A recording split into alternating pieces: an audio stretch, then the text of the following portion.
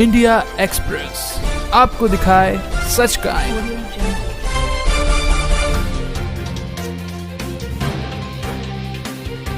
सनातन धर्म को आघात करना है, सनातन धर्म को यदि हमको बदनाम करना है तो हम लोग एक काम करें कि बड़े बड़े विद्वानों को, ऋषि मुनियों को टारगेट करें। यदि इन महापुरुष को टारगेट किया जाए तो सनातन धर्म को क्षति पहुंच सकती है। पूज्य बापू जी के ऊपर जो षड्यंत्र चल रहा है, यदि यह षड्यंत्र देखा जाए तो यह एक सोची समझी साजिश है, लेकिन यह षड्यंत्र बहुत दिन चलने वाले नहीं है।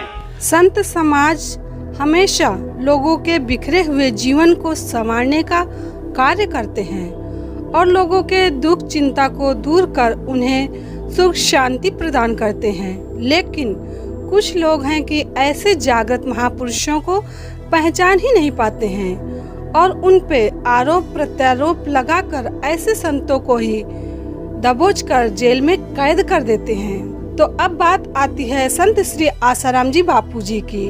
उन्होंने निसहायों को सहारा दिया, गरीबों को जीवन जरूरत चीज वस्तुएं दिया और लोगों की झोपड़ी हटाकर रहने के लिए मकान बना कर दिया। उन्होंने ऐश आराम न करते हुए लोगों के उत्थान के अनेकों कार्य किए और उन्होंने अपना जीवन परिवार में न बिताकर समाज उत्थान में लगाया है।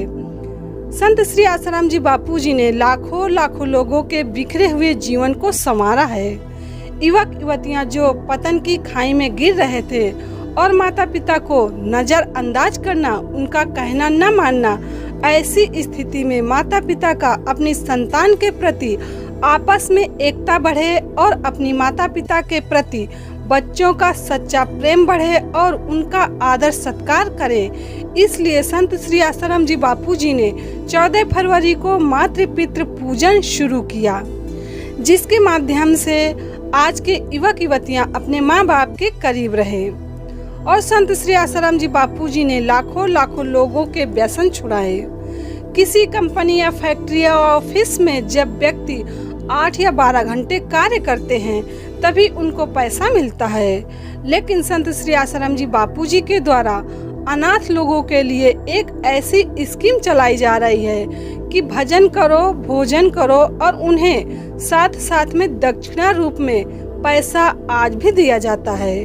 तो ऐसे जागृत महापुरुष को जेल में रखकर समाज का ही अहित हो रहा है, लोगों का अहित हो रहा है। संत श्री आसाराम जी बापू जी के भक्तों का यही कहना है कि बापू के साथ घोर अन्याय हो रहा है।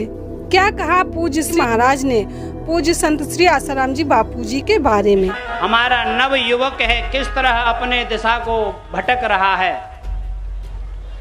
तो मैं आपको बता दूं कि सनातन धर्म की पीढ़ी जब अपने अध्यात्म के मार्ग से भटक जाती है उसका भी एक कारण है। उसका कारण यह है कुछ जिहादी मानसिकता के लोग जो हमारे सनातन धर्म के दुश्मन हैं। और सनातन धर्म के दुश्मन वो क्यों हैं कि सनातन धर्म का प्रचार प्रसार करने वाले जो हमारे ऋषि मुनि हैं और उन्हें पता है कि किसी सनातन धर्म को आघात करना है, सनातन धर्म को यदि हमको बदनाम करना है तो हम लोग एक काम करें कि बड़े बड़े विद्वानों को, ऋषि मुनियों को टारगेट करें और उनको टारगेट करने के बाद में सनातन धर्म को हम लोग क्षति पहुंचाएंगे।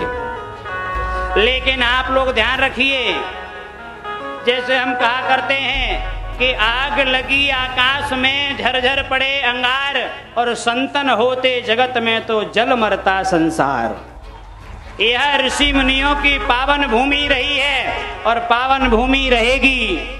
एक नहीं, सनातन धर्म में जो जो हमारे सनातन धर्म के ध्वज वाहक बने, ऐसे ऐसे महापुरुषों को आज ऐसे कालनेमी जो आजकल घूम रहे हैं, उन्होंने कहा कि यदि इन महापुरुष को टारगेट किया जाए तो सनातन धर्म को क्षति पहुंच सकती है और उनके अनुयायी भी भटक जाएंगे। जैसे कि कहा जाए, मैं आपको बताऊं कि जिस तरह पूज्य बापू जी के ऊपर जो षड्यंत्र चल रहा है, यदि यह षड्यंत्र देखा जाए तो यह एक सोची समझी साजिश है और साजिश के तहत एक नहीं, बापू ही नहीं, कितने महापुरुषों को और कितने विद्वानों के ऊपर षड्यंत्र रचे जाते हैं, लेकिन ये षड्यंत्र बहुत दिन चलने वाले नहीं हैं।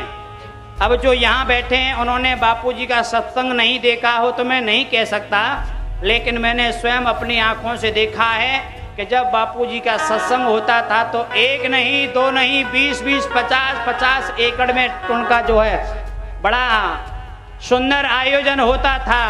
लेकिन जिस तरह धूम्रपान की उन्होंने मुहिम चलाई कि धूम्रपान को किस तरह भारत में बैन किया जाए, किस तरह तुलसी माता का पूजन किया जाए, किस तरह मातृ पितृ पूजन प्रारंभ किया जाए, 14 फरवरी को जो हम लोग मनाते हैं, यह पूज्य बापूजी के द्वारा ही प्रारंभ किया गया मातृ पितृ पूजन दिवस है।